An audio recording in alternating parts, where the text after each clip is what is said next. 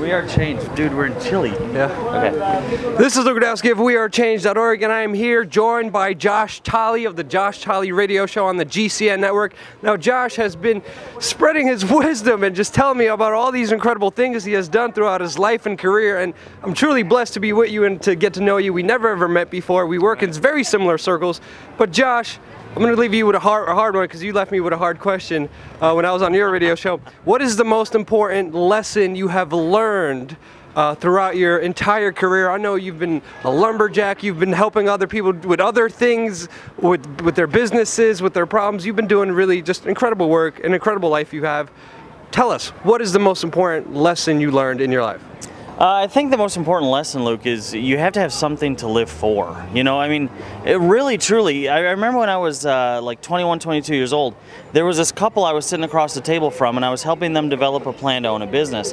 And we came up with that plan, and they started crying. And I looked at them, I'm like, what are you crying for? You know, because at 21, 22, you just wanted, you know, girls and cars and stuff. And they said, we've been praying for months for something.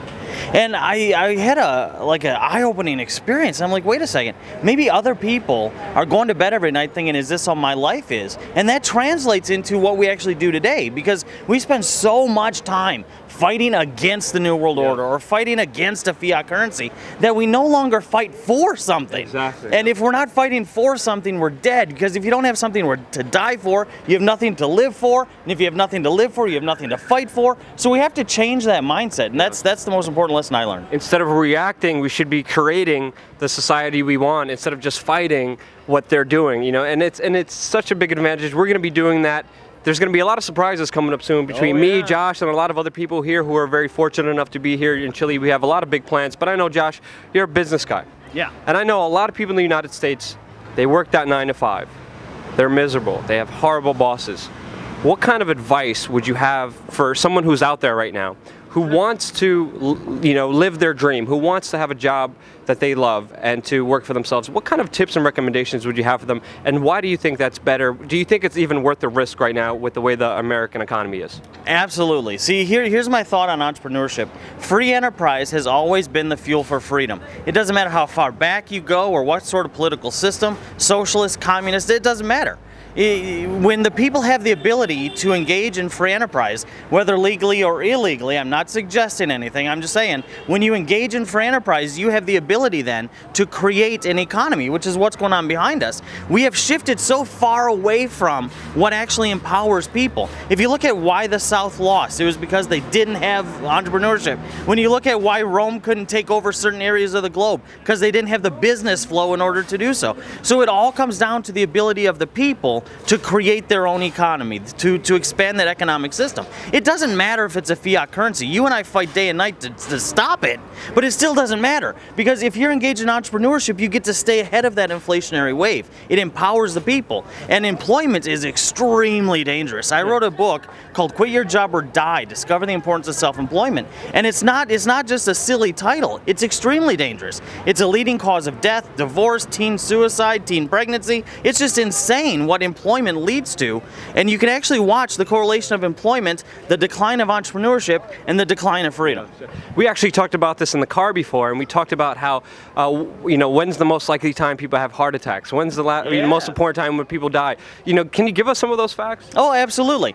You're more likely to have a heart attack Monday morning between 6 and 10 a.m. than any other day of the week. Matter of fact, it's not 1 or 2 times. It's like 5 times more likely to have a heart attack that time of the week. And it's because of employment.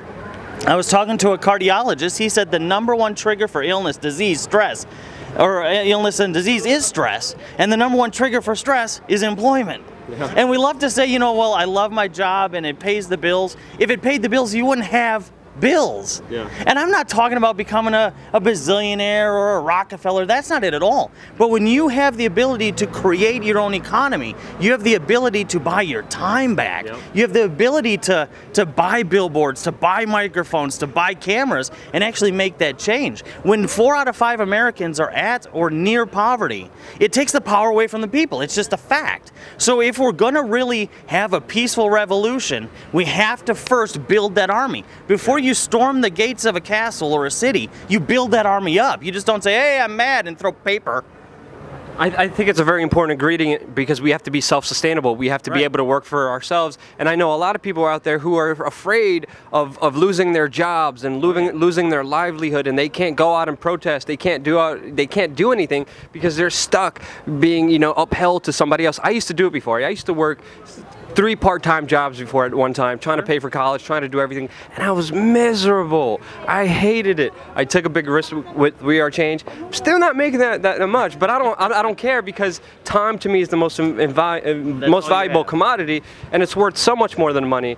And you're able to do what you do, and you're able to express yourself freely and not worry about pissing off your boss or your overlord, as some people call him. But what kind of tips, okay, just really quickly, what would you recommend? What kind of steps do you think we should take as society to kind of get away from that employment and go towards freedom?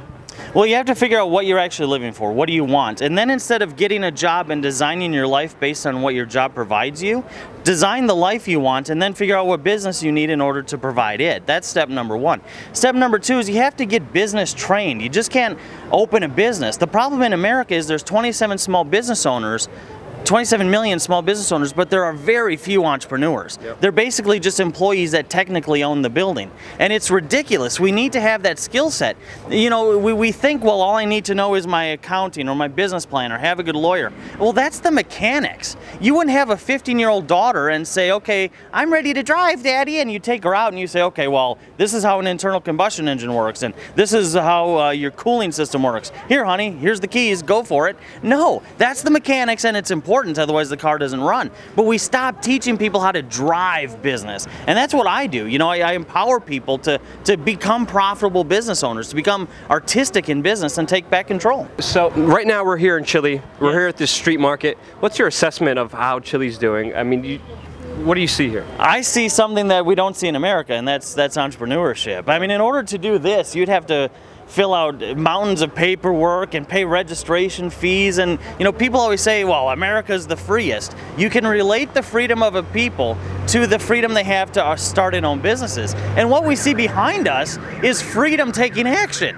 If these people want to fund a revolution, they can, because they're creating an economy. If they want to leave the nation and move someplace else with their family, they can, because they're creating their own economy. What I see is a bunch of people that share the same message, the same hope, the same dream as you and I do, and that's freedom. And I love to see it wherever we are on the planet. Beautiful, Josh. Thank you so much for everything you're doing. It's been great hanging out with you. Check out JoshTolley.com and check out his radio show on the GCN network.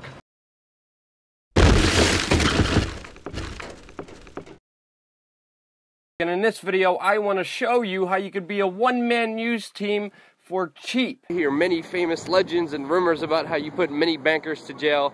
How the hell did you manage that? Well, I was part of a group that did. The agency did its part by making more than 10,000 criminal referrals. The FBI and the Justice Department did their part. We put more than 1,000 elite